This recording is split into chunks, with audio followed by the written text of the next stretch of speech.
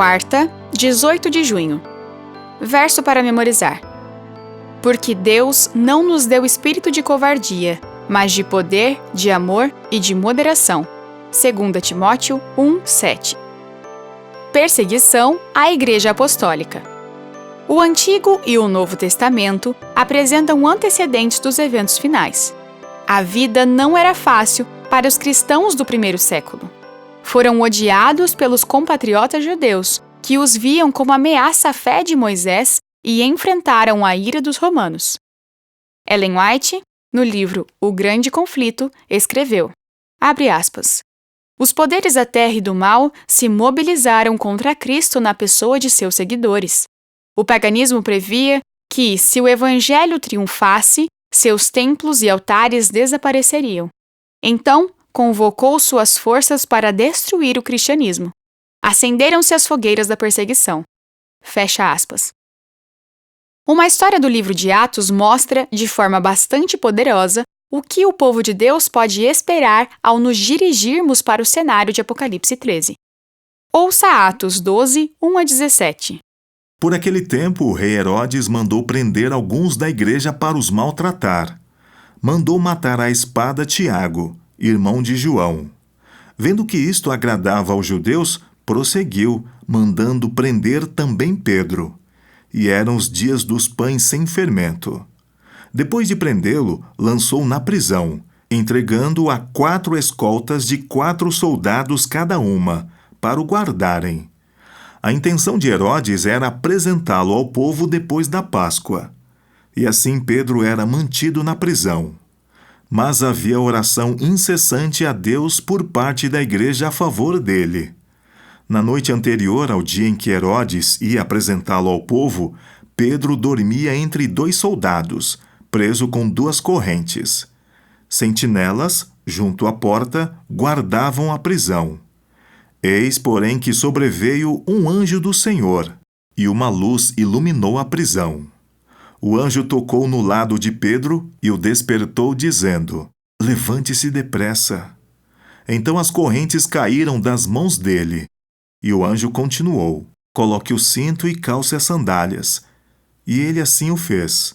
O anjo lhe disse mais, põe a capa e siga-me. Então, saindo, Pedro o seguia, não sabendo que era real o que estava sendo feito pelo anjo. Ele pensava que era uma visão.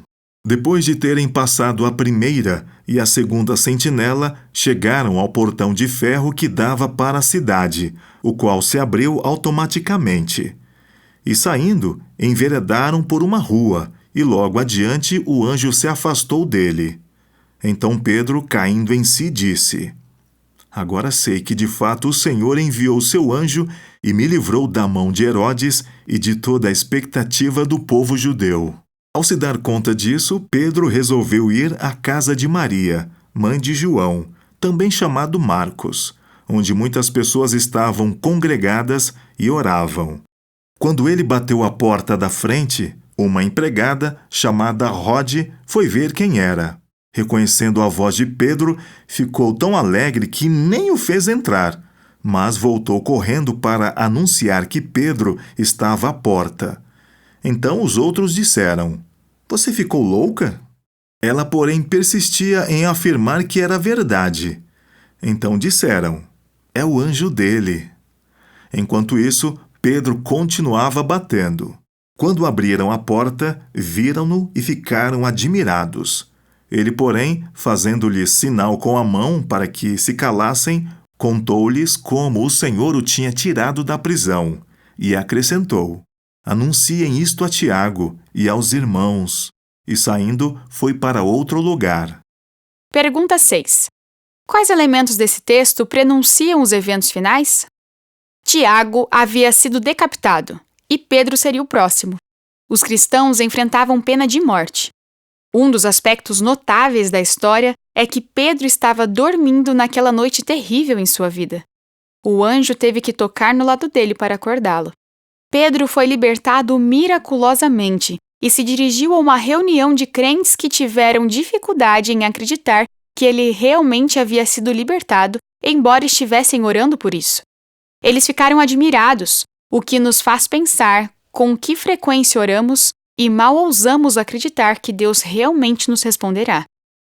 Alguns crentes foram livrados, mas outros foram mortos.